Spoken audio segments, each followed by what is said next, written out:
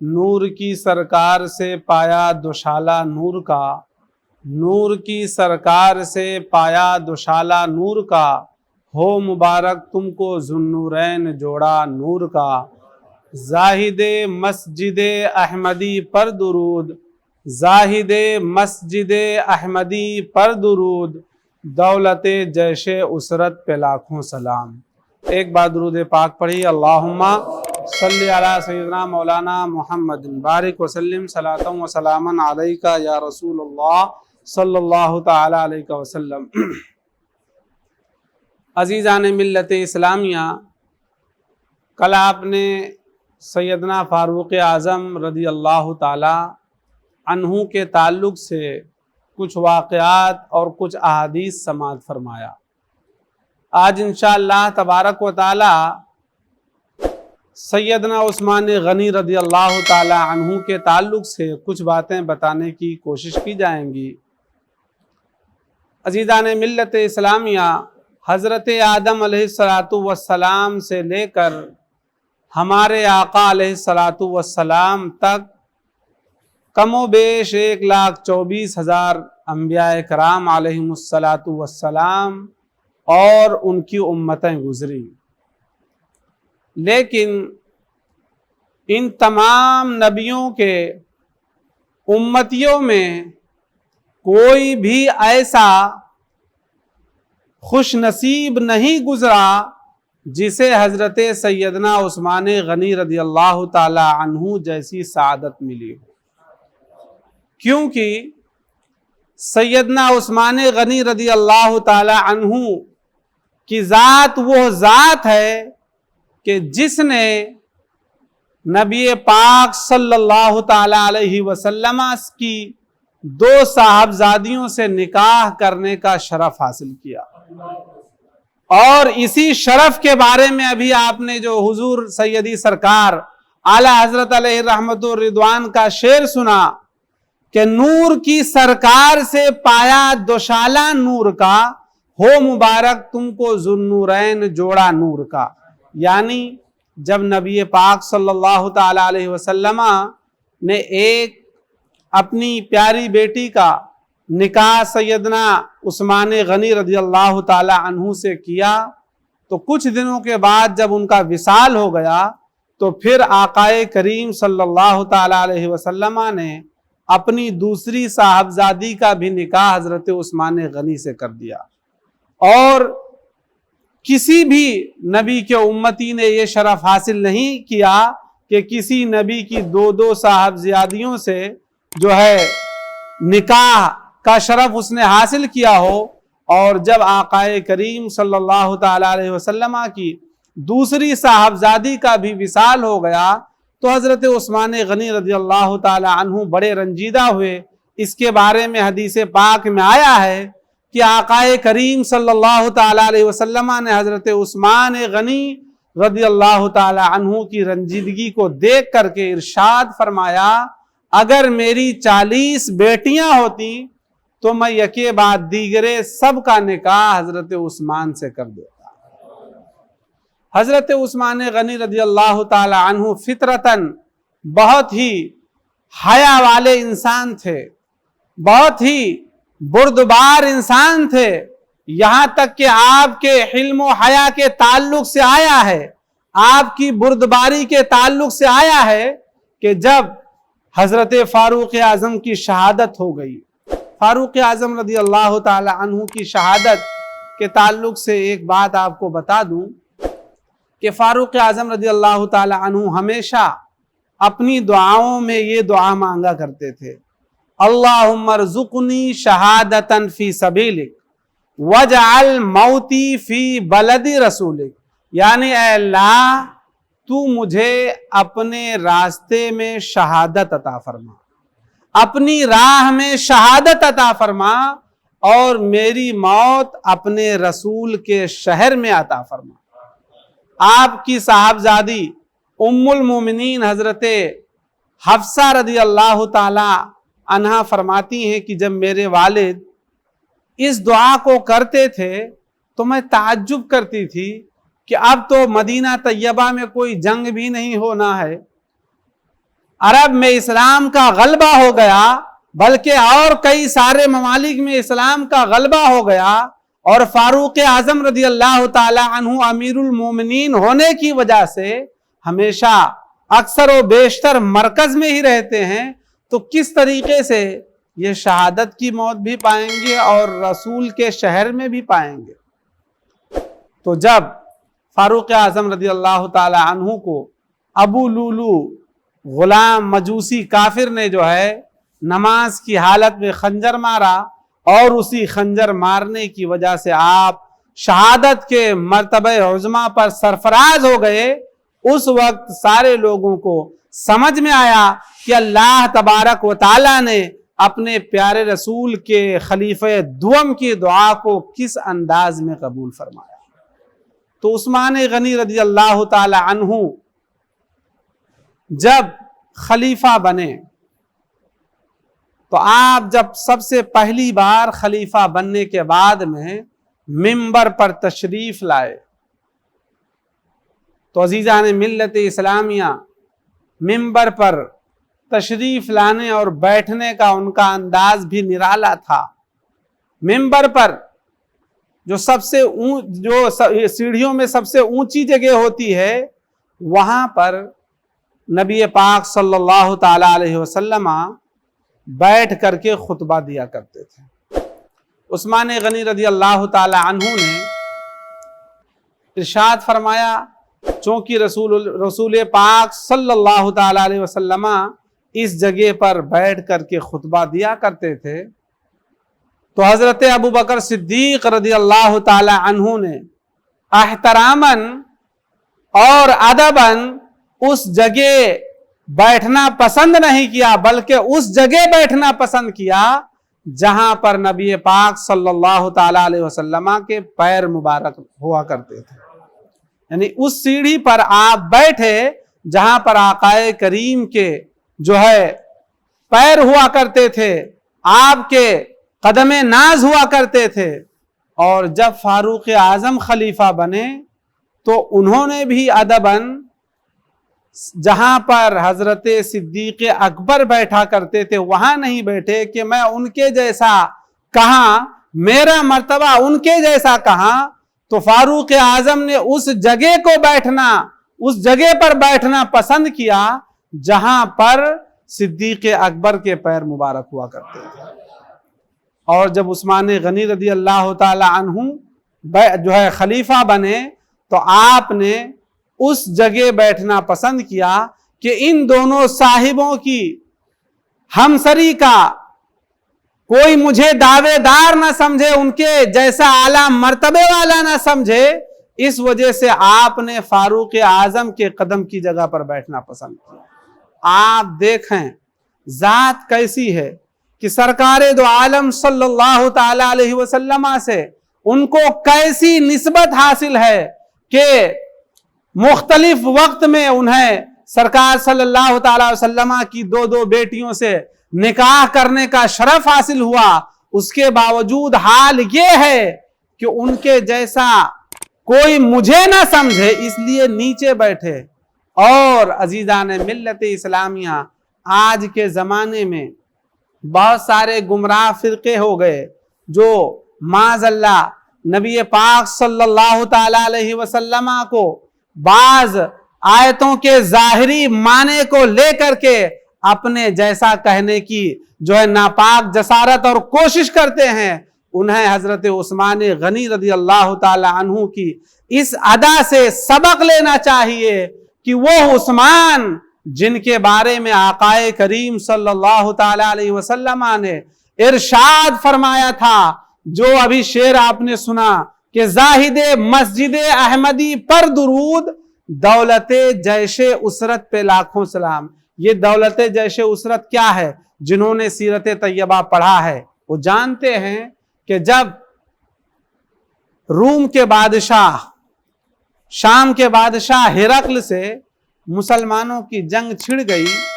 تو نبی پاک صلی اللہ تعالی علیہ وسلم نے صحابہ کو جوش دلایا۔ اس وقت تنگی کا عالم تھا، مسلمانوں کے بیچ میں تنگی کا عالم تھا، تو نبی پاک صلی اللہ تعالی علیہ وسلم نے جب لشکر لے جانے کا ارادہ فرمایا تو تمام صحابہ کے سامنے آپ نے بیان کیا، نصیحت کیا اور انہیں اللہ کے راستے میں خرچ کرنے کی ترغیب دیا۔ حضرت عثمان غنی رضی اللہ تعالی عنہ نے جب نصیحت آقا کی سنا تو 100 اونٹ اللہ کی بارگاہ میں ساز و سامان کے ساتھ پیش کیا۔ پھر اللہ کے رسول صلی اللہ تعالی وسلم نے نصیحت کیا کچھ دیر، اور اللہ کی راہ میں خرچ کرنے پر فوائد، عظمت بتایا تو آپ نے اور 100 اونٹ پیش کیا۔ اسی طریقے سے 100 کر کے آپ نے 1000 اونٹ جو ہے ساز و سامان کے ساتھ تمام مجاہدین کے لیے پیش کیا، اور پھر اپنے گھر گئے اور 1000 دینار اپنی آستین میں لائے اور سرکار دو عالم صلی اللہ تعالی علیہ وسلم کی گود میں رکھ دیا۔ آقا کریم صلی اللہ تعالی علیہ وسلم ان جو ہے سکوں کو، ان اشرفیوں کو الٹ پلٹ کر کے دیکھتے تھے عزیزان ملت اسلامیہ، اور ارشاد فرماتے جاتے تھے اب کے بعد عثمان کو کوئی عمل نقصان نہیں پہنچائے گا۔ یعنی جس طریقے سے عام لوگ نوافل پڑھ کر کے درجات اپنے بلند کرتے ہیں، اگر عثمان نہ بھی کریں تو بھی اللہ تعالیٰ ان کے مرتبے کو بلند فرمائے گا۔ اسی کو دیکھ کر کے اعلیٰ حضرت نے عرض کیا کہ زاہد مسجد احمدی پر درود، دولت جیش اسرت پہ لاکھوں سلام۔ یعنی جب مسلمانوں میں بے سر و سامانی کا عالم تھا، 1000 اونٹ، آج تو اکثر و بیشتر جگہ فراوانی کا زمانہ ہے، لیکن اگر 1 اونٹ آج بھی خریدا جائے تو اس کی اچھی خاصی قیمت ہو جاتی ہے۔ جو لوگ حج کرنے گئے اور اونٹوں کی قربانی انہوں نے کیا ہوگا تو جانتے ہوں گے کہ کتنے 1000 ریال کا آج کے بھی زمانے میں اونٹ آتا ہے، اور ہم اگر یہاں اپنے ملک میں بھی اونٹ خریدیں جہاں بکتے ہیں ملتے ہیں تو 50,000 کا 1 اونٹ آج کے زمانے میں بھی ہوتا ہے۔ تو 1 اونٹ دینا بھی بہت بڑی بات ہے، چہ جائے کہ انہوں نے 1000 اونٹ اللہ کی بارگاہ میں پیش کیا۔ اسی تعلق سے قرآن پاک میں کی آیت کریمہ ہے الذین ينفقون اموالهم فی سبیل اللہ ثم لا يتبعون ما انفقوا منا ولا اذى لهم، کہ وہ لوگ جو اللہ کے راستے میں خرچ کرتے ہیں، اللہ کے راستے میں اپنی دولت دیتے ہیں، لٹاتے ہیں، اور پھر لٹانے کے بعد میں کوئی احسان وغیرہ نہیں جتلاتے، کوئی کسی پر تکلیف نہیں ڈالتے، کسی کو تانا نہیں دیتے، اللہ تعالیٰ فرماتا ہے ان کا اجر ان کے رب کے پاس محفوظ ہے، انہیں آخرت میں نہ کوئی خوف ہوگا اور نہ ہی کوئی غم ہوگا۔ تو عزیزان ملت اسلامیہ، اس آیت مقدسہ سے ہمیں یہ بھی سبق ملتا ہے کہ اگر ہم کسی کے ساتھ کوئی بھلائی کریں تو کبھی بھی اس کو شرمندہ نہ کریں کہ تم محتاج تھے، پریشان حال تھے تو ہم نے تمہاری اتنی بڑی مدد کیا تھا، ہرگز نہیں۔ اگر ہم میں سے کوئی کر کے ایسا کہہ دے گا تو جو اسے نیکی ملے تھی فوراً ضائع ہو جائے گی، کیونکہ اس کے بعد میں 3 پارے میں ہی ایک آیت کریمہ ہے، قرآن پاک جو ہے 3 پارے کی آیت کریمہ ہے یا ایھا الذین آمنوا لا تبطلوا صدقاتکم بالمن والاذی، کہ اے ایمان والو اپنے صدقات کو، اپنی زکوٰۃ کو، یا جو اللہ کی راہ میں تم خرچ کرتے ہو اسے باطل نہ کرو، احسان جتلا کر کے اور تکلیف دے کر کے۔ تو ہمیں چاہیے کہ ہم پیارے عثمان غنی رضی اللہ تعالی عنہ کہ اس واقعے سے سبق لیں اور نصیحت حاصل کریں، اور ہر مسلمان کا یہ فریضہ ہے کہ اس واقعے سے وہ سبق حاصل کرے، اور کبھی بھی اس نے جو غریبوں کی مدد کیا ہو لوگوں کے سامنے، اگر لوگوں کے سامنے بیان کرنے کی ضرورت ہے تو بیان کرنا۔ مثال کے طور پر آپ کو معلوم ہے کہ یہ فلاں آدمی مالدار ہے لیکن خرچ نہیں کرتا ہے، لیکن اگر میں کہہ دوں گا کہ میں نے فلانے غریب کا گھر بنوا دیا تو اس کو جوش اور جذبہ پیدا ہوگا، یہ بھی 2-4 غریبوں کا گھر بنوا دے گا۔ تو ایسے آدمی کے سامنے آپ بیان کر سکتے ہیں، کیونکہ آپ کا مقصد، آپ کی نیت اچھی ہے کہ ایک اور مسلمان دوسرے غریبوں کی مدد کرنے لگے گا۔ لیکن اگر آپ نے جسے دیا ہے اس کے سامنے ہی احسان جتلانے کی وجہ سے، اسے لوگوں کے سامنے شرمندہ کرنے کی وجہ سے کر دیا، تو آپ کا کیا کرایا سب پر پانی پھر جائے گا۔ جیسے کہ آج کے زمانے میں بہت ساری جگہ پر ہوتا ہے کہ غریبوں کو کچھ دینے جائیں گے تو 1 کلو ہاتھ میں چاول ہوگا اور 20 آدمی اس کو پکڑ کے فوٹو کھنچائیں گے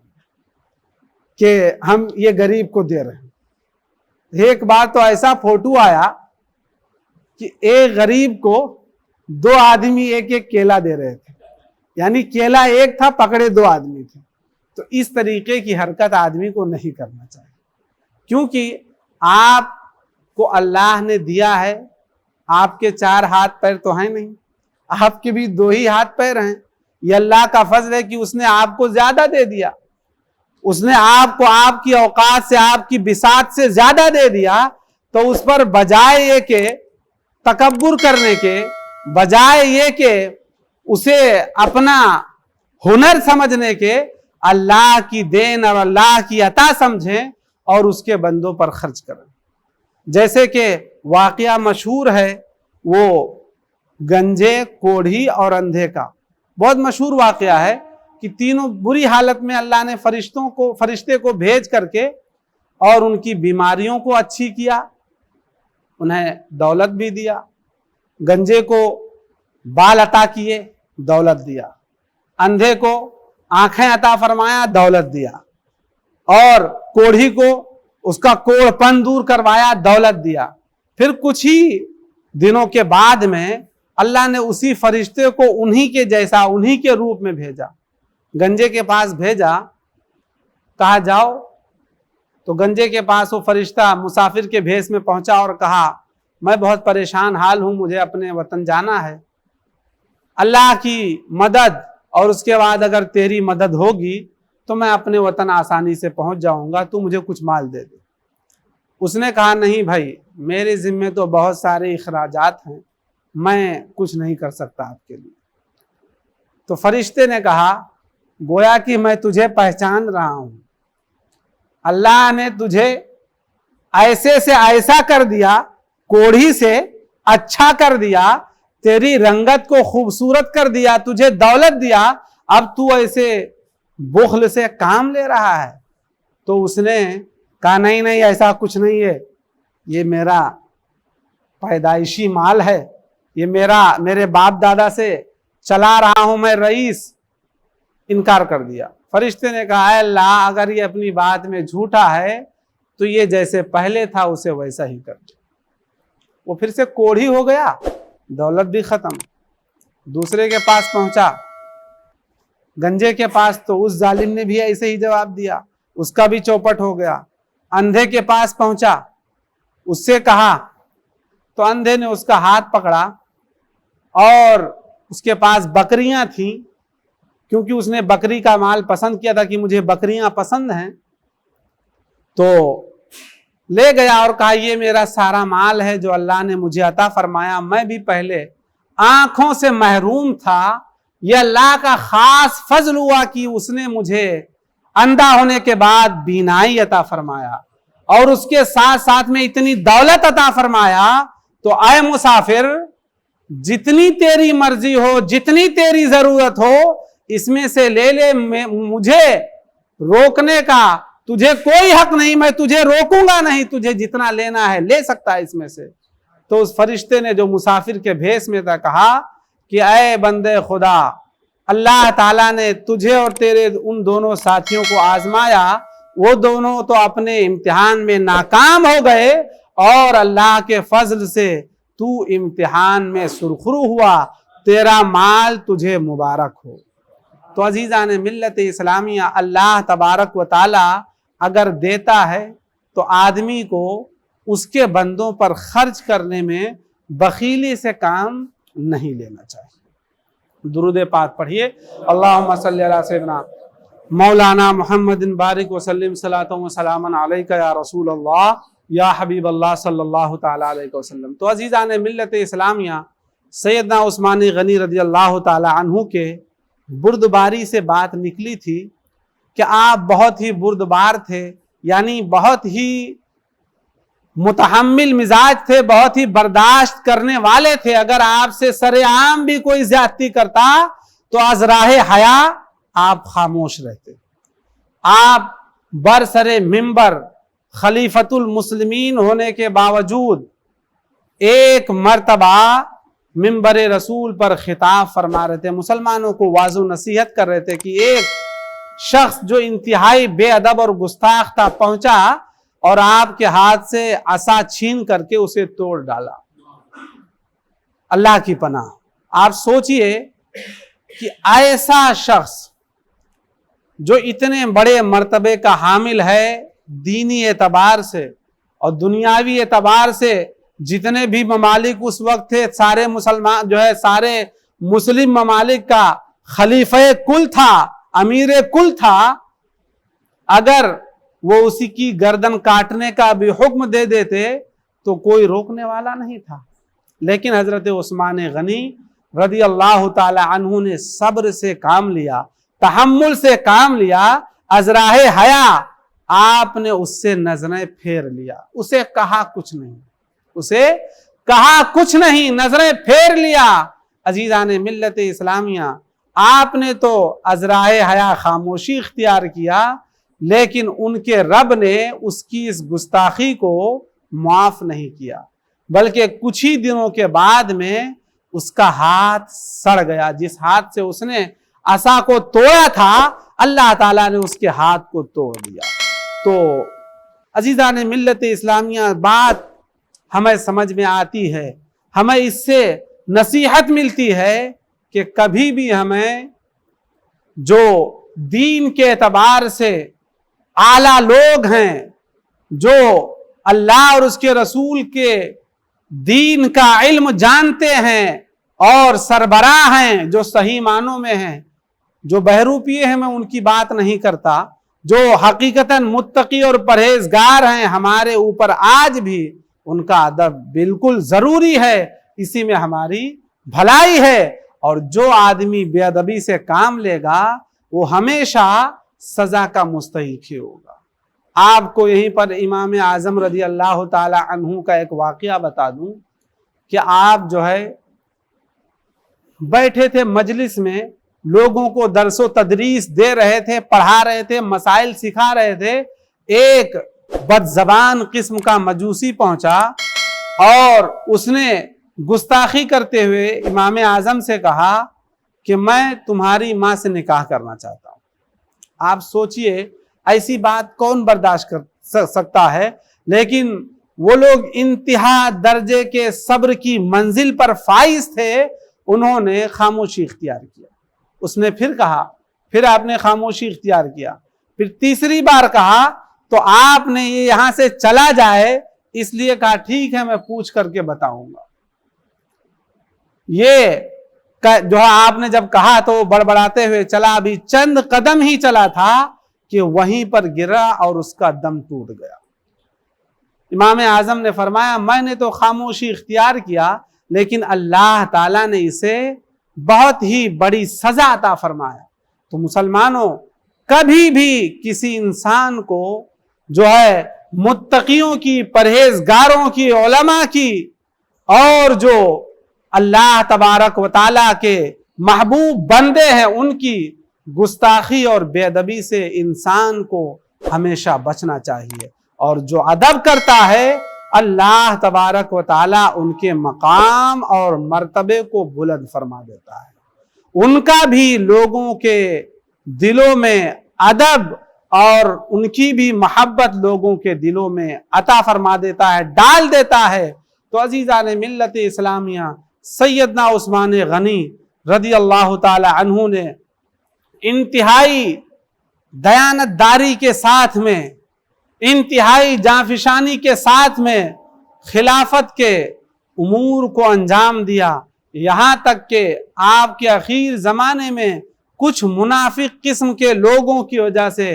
शहरों में बेअमनी पैदा होने लगी, और वही बेअमनी जो मुनाफिकीन थे, जो मुसलमानों की ही सरजमीन में आस्तीन के सांप थे, उन्हीं की वजह से उस्मान गनी रज़ी अल्लाह ताला अन्हु की शहादत का मामला पेश आया। और आपको बता दूं कि हज़रत उस्मान गनी के ताल्लुक से आक़ाए करीम सल्लल्लाहु ताला अलैहि वसल्लम ने इरशाद फरमाया था, तिरमिज़ी शरीफ की हदीस पाक है कि सहाबा की मजलिस बैठी है, आक़ाए करीम दर्स फरमा रहे हैं कि सहाबा फरमाते हैं कि एक शख्स चादर ओढ़े हुए गुजरे, तो अल्लाह के नबी सल्लल्लाहु अलैहि वसल्लम फितनों का तज़किरा फरमा रहे थे कि इरशाद फरमाया, फितने के ज़माने में ये चादर ओढ़े वाला शख्स हिदायत पर होगा। साहबी फरमाते मैं तेजी से उठा कि जाकर के देखूं कि यह कौन है, कि अगर मैं उस जमाने में रहूं तो उन्हीं का साथ पाऊं ताकि फितने में मुबतला होने वालों में से ना हो जाऊं। वो कहते हैं कि मैं तेजी से उठा, अल्लाह के रसूल सल्लल्लाहु अलैहि वसल्लम की बारगाह से उनको जाकर के फौरन ही मैंने आ लिया। तो मैंने जब देखा तो वो सैयदना उस्मान गनी रज़ी अल्लाह ताला अन्हु, वो फरमाते हैं कि मैंने उनका चेहरा खोल करके अल्लाह के रसूल सल्लल्लाहु अलैहि वसल्लम के सामने कर दिया कि या रसूलल्लाह, आपने जो फितनों के जमाने में हिदायत का जिक्र फरमाया कि फितनों के जमाने में जो हिदायत पर होगा वो ये शख्स होगा, क्या वो यही है? आकाए करीम सल्लल्लाहु अलैहि वसल्लम ने इरशाद फरमाया, हाँ वो यही है। तो उस्मान गनी वो थे। आपकी शहादत के बारे में जब आप से लोग खिलाफत की दस्तबरदारी का मुतालबा करने लगे तो नबी पाक सल्लल्लाहु अलैहि वसल्लम का एक कौल याद आया आपको। आपने इरशाद फरमाया कि मेरे आका ने मुझसे फरमाया था कि उस्मान, तुम्हें मेरी जानिब से एक हुल्ला पहनाया जाएगा तो लोग तुमसे उसके छीनने का, दस्तबरदार होने का मुतालबा करेंगे। तुम कभी भी उनका मुतालबा हरगिज न मानना, यहां तक कि मुझसे मिलो। जब उन लोगों ने मुतालबा शुरू किया कि आप खिलाफत से दस्तबरदार हो जाएं, तो आपको वही कौल याद आया। आपने इरशाद फरमाया हरगिज नहीं, और फिर आपको उन जालिमों ने कुरान पाक पढ़ते हुए शहीद कर डाला। आपकी शहादत के बारे में आया है कि हर किसी की शहादत की गवाही, जो उलमा नुक्ता बयान करने वाले हैं, बयान करते हैं कि जो जहां शहीद हुआ वो जमीन उसकी शहादत की गवाही देगी, और उस्मान गनी के शहादत की गवाही कल बरोज़े क़यामत कुरान देगा। क्योंकि जब आप शहीद किए गए तो उस वक्त कुरान पाक की तिलावत कर रहे थे। अजीज़ान मिल्लत इस्लामिया, तो ये है उनका मकाम और मर्तबा। और हम सबको इतनी बातें और उनके इतने वाक़यात उनसे मोहब्बत के लिए काफ़ी है, और हमें अल्लाह तबारक व तआला का लाखों लाख शुक्र अदा करना चाहिए कि उसने हमें और आपको इनसे मोहब्बत करने वाला बनाया। क्योंकि इनसे जो नफरत करेगा वो गुमराही में जाएगा, जो इनकी दुश्मनी अपने दिलों में पालेगा वो जो है उसका ईमान पर खात्मा नहीं होगा। जब आम उलमा के ताल्लुक से नबी ने फरमाया कि जो आलिमों से अगर कीना रखता है तो अंदेशा है कि उसका खात्मा ईमान पर नहीं होगा, तो वो तो सहाबा थे जिन्होंने डायरेक्ट रसूलुल्लाह सल्लल्लाहु ताला अलैहि वसल्लम से इल्म हासिल किया था। उनसे बड़ा आलिम कौन होगा, उनसे बड़ा मुत्तकी कौन होगा? तो हमें अल्लाह का लाख लाख शुक्र अदा करना चाहिए कि उसने हमें और आपको इनका नाम लेवा बनाया, इनसे मोहब्बत करने वाला बनाया, इनके वाला बनाया। अल्लाह की बारगाह में दुआ है कि मौला हमें आपको सबको तमाम सहाबा के नक्शे कदम पर चलने की तौफीक अता फरमाए और उन्हीं की मोहब्बत में खात्मा बिल खैर अता फरमाए। खड़े होके